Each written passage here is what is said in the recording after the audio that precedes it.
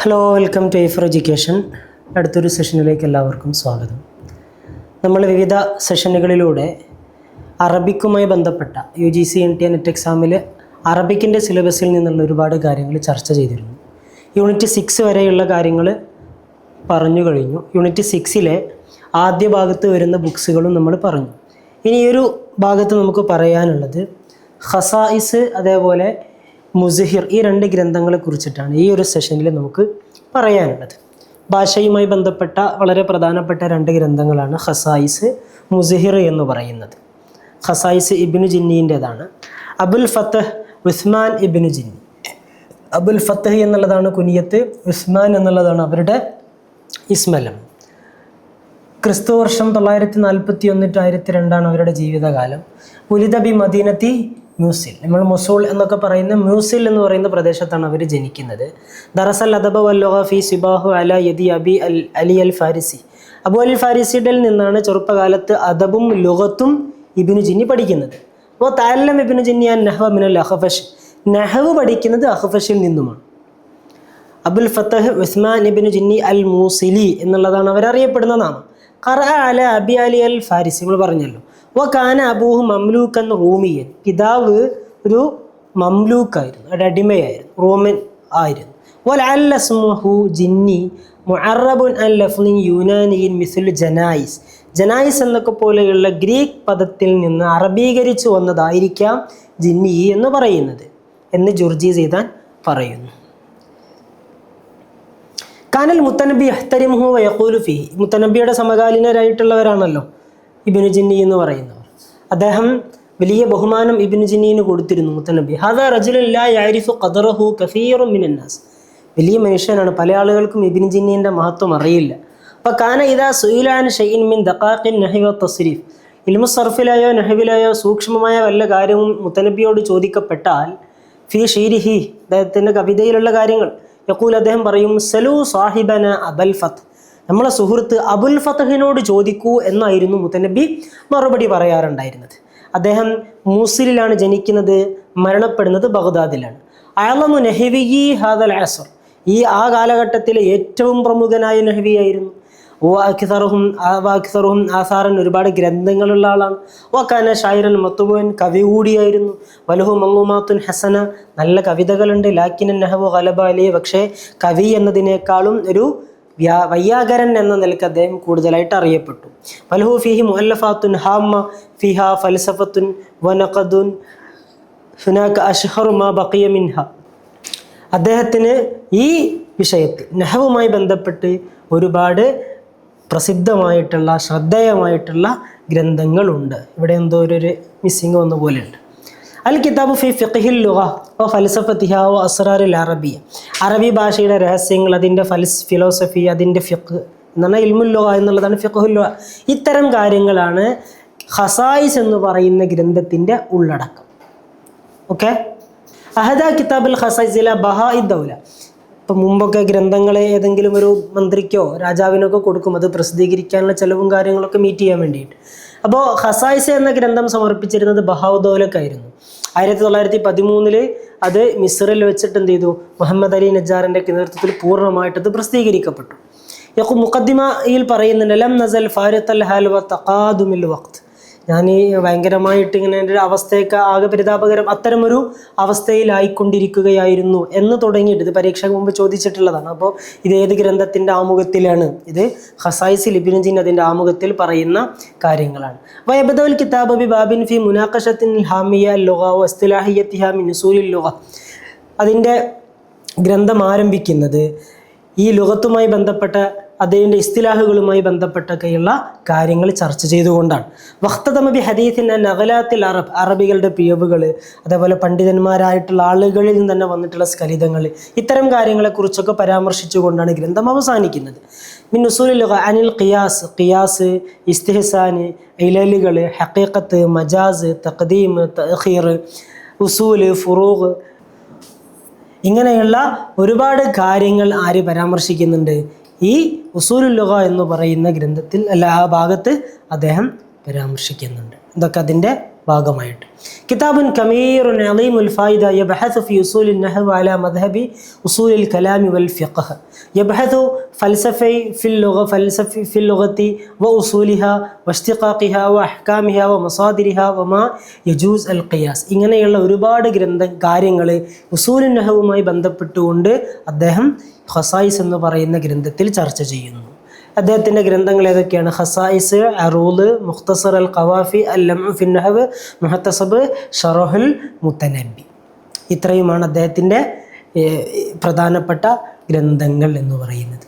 Okay, അപ്പോൾ ഖസായിസ് ഇബ്നു ജിന്നീൻ്റെ ഗ്രന്ഥമാണ്. അദ്ദേഹത്തിൻ്റെ ഫിഖ്ഹുൽ ലുഗ എന്ന് പറയുന്നതാണ് അതിൻ്റെ പ്രധാനപ്പെട്ട ഉള്ളടക്കം എന്ന് പറയുന്നത്. ഇനി സുയൂത്തി റഹിമഹുള്ളയുടെ മുസ്ഹിർ എന്ന് പറയുന്ന ഗ്രന്ഥം. അബ്ദുറഹ്മാൻ ഇബ്നു കമാലുദ്ദീൻ അബീബക്കർ ഇബ്നു മുഹമ്മദ് സാബിഖുദ്ദീൻ ഖവർ അൽ ഖുദൈരി അൽ സുയൂത്തി അൽ മഷ്ഹൂർ, ഇങ്ങനെയാണ് അവർ പ്രസിദ്ധി നേടിയിട്ടുള്ളത്. മഅറൂഫൻ ബിബിനിൽ കുത്തുബ്, ഗ്രന്ഥങ്ങളുടെ ഇബ്ന് എന്നറിയപ്പെടാറുണ്ട്. അദ്ദേഹം അബാഹു തലബ മിൻ ഉമ്മിഹി അൻ തഅതിയഹു ബി കിതാബിൻ ഫഫാജഅഹ അൽ മഖാൽ ഫവലദതുഹു വഹിയ ബൈനൽ കുത്തുബ്. ഗ്രന്ഥങ്ങൾക്കിടയിലായി കൊണ്ടാണ് ആര് ജനിക്കുന്നത്? സുയൂത്തി റഹിമഹുള്ള ജനിക്കുന്നത്. ഗ്രന്ഥം കൊണ്ടുവരാൻ വേണ്ടി പറഞ്ഞു. അപ്പോൾ ആണെന്താകുന്നത്? പ്രസവവുമായി ബന്ധപ്പെട്ട ഇത് വരുന്നത്. അപ്പോൾ ഗ്രന്ഥങ്ങൾക്കിടയിലായിരിക്കെയാണ് സുയൂത്തി റഹിമഹുള്ള പ്രസവിക്കപ്പെടുന്നത്. നശഅ ഫിൽ ഖാഹിറ യതീമൻ ഇദ് മാത വാലിദുഹു വ ഉംറുഹു 6 സനവാത്ത്. കേവലം 6 വയസ്സ് പ്രായമുള്ള സമയത്ത് പിതാവ് വഫാത്താകുന്നുണ്ട്. ഹഫിദൽ ഖുർആൻ ഫി സിഗ്രി സിന്നിഹി വഹുവ ദൂന സാമിന. 8 വയസ്സിന് താഴെയുള്ള സമയത്ത് തന്നെയും ഖുർആൻ പൂർണ്ണമായും ഹൃദിസ്ഥമാക്കുകയും ചെയ്യുന്നുണ്ട്. ثم حفظ بعض الكتب في تلك السن المبكرة مثل العمدة ومنهاج الفقه والأصول وألفية بن مالك. ഇങ്ങനെ തുടങ്ങിയിട്ടുള്ള പ്രധാനപ്പെട്ട ഗ്രന്ഥങ്ങൾ വളരെ ചെറുപ്രായത്തിൽ തന്നെ അവർ മനഃപ്പാടമാക്കുന്നുണ്ട്. قام برحلات علمية عديدة شملت بلاد الحجاز والشام واليمن والهند والمغرب الإسلامي. ഇങ്ങനെ തുടങ്ങി Morocco, India, Yemen, Sham, Hijaz, ഇങ്ങനെ ഒരുപാട് രാജ്യങ്ങളിലേക്ക്, നാടുകളിലേക്ക് വൈജ്ഞാനിക യാത്ര അദ്ദേഹം നടത്തിയിട്ടുണ്ട്. ഇമാം സുയൂത്തി റഹിമഹുള്ള നടത്തിയിട്ടുണ്ട്. സുമ്മ ദറസ അൽ ഹദീസ് ബിൽ മദ്രസത്തി ഷെയ്ഖുനി, അവിടെ ഹദീസ് പഠിപ്പിച്ചു. സുമ്മ തജറദ ലിൽ ഇബാദ, ഇബാദത്തിന് വേണ്ടി, വത്തൈലിഫ്, രചനയ്ക്ക് വേണ്ടി ഒഴിഞ്ഞിരുന്നു. ഇന്ദമാ ബലഗ സിന്നിൽ 40 വയസ്സ് ആയ സമയത്ത്. ജലാലുദ്ദീൻ സുയൂത്തി റഹിമഹുള്ള 911 ഹിജ്റ വർഷമാണ് വഫാത്ത് ആകുന്നത്. ആഖിറു മൻ ദഹറ ഫീ ഹാദൽ അസ്ർ ബി മിസ്ർ മിൻ കിബാരിൽ ഉലമ, വളരെ പ്രമുഖരായിട്ടുള്ള ആളുകളിൽപ്പെട്ട മിസ്രിലെ ആ കാലത്തെ ഏറ്റവും ഒടുവിലത്തെ ആള് എന്ന് പറയാവുന്നവരാണ്. ലാക്കിൻ അഅദമുഹും ഹിമ്മത്തൻ വഅസൗഹും ഇൽമൻ വഅക്സറുഹും ആസാറ, ഒട്ടനേകം രചനകളുള്ള, ആഴത്തിലുള്ള അറിവുള്ള, വളരെ വലിയ സ്ഥൈര്യമുള്ള ഒരു പണ്ഡിതനായിരുന്നു ഇമാം സുയൂത്തി റഹിമഹുള്ള. ഇസ്മുൽ കാമിലിൽ കിതാബ്, എന്താണ് ഗ്രന്ഥത്തിൻ്റെ പൂർണ്ണ നാമം? അൽ മുസ്ഹിർ ഫി ഉലൂമിൽ ലുഗ വ അൻവാഇഹ, ലുഗത്തുമായി ബന്ധപ്പെട്ട, അതേപോലെ ലോകത്തിലെ വിവിധ നോവുകളുണ്ടാവും ഇൽമുൽ ലുഗയിൽ, അത്തരം കാര്യങ്ങൾ അതിൽ പറയുന്നു. അത് ലുഗവിയായിട്ടുള്ള ഒരു ഗ്രന്ഥമാണ്. യൗമുൽ കിതാബ് 50 നൗഅൻ ഔ ഇൽമൻ മിൻ ഉലൂമിൽ ലുഗ, 50 നൗആണ് അതിലകത്തുള്ളത്. 8 എണ്ണം ലുഗത്തുമായി ബന്ധപ്പെട്ടതാണ് അതിന് ഇസ്നാദ് എന്ന അർത്ഥത്തിൽ. 13 അത് എങ്ങനെ മടങ്ങുന്നതാണ്? ലഫ്ള് എന്ന അർത്ഥത്തിൽ തന്നെയുള്ള ചർച്ചയാണ്. അപ്പോൾ 8ഉം 13ഉം 21 ബാബുകൾ. പിന്നെ 13 മായന എന്ന അർത്ഥത്തിൽ വരുന്നതാണ്. ഓക്കെ, അപ്പോൾ നമ്മൾ പറഞ്ഞു ഇസ്നാദ് എന്നുള്ള നിലക്ക് 8 പറഞ്ഞു. പിന്നീട് ലഫ്ള് അൽഫാദുകളുമായി ബന്ധപ്പെട്ടുകൊണ്ട് 13 പറഞ്ഞു അല്ലേ.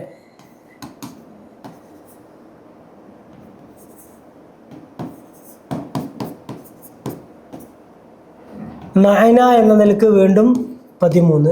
പിന്നെ അതിൻ്റെ ലതായിഫുകൾ 5. പിന്നെ അതിൻ്റെ മുഫ്രദുകൾ ഹിഫ്ളുൽ ലുഗ അല്ലേ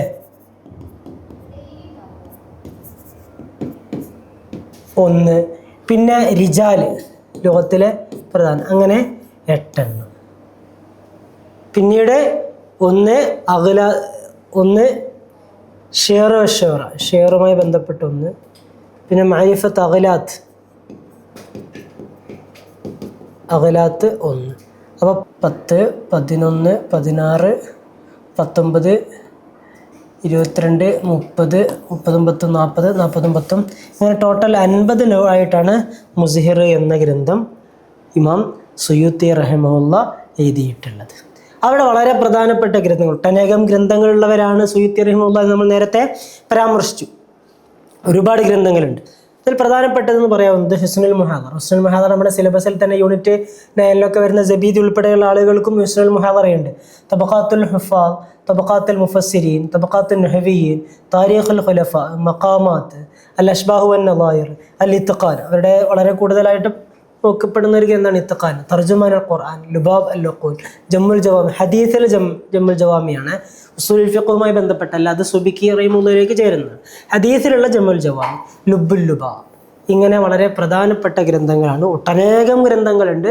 അതിൽ പ്രധാനപ്പെട്ട ചിലതാണ് ഇവിടെ പരാമർശിക്കപ്പെട്ടിട്ടുള്ളത്.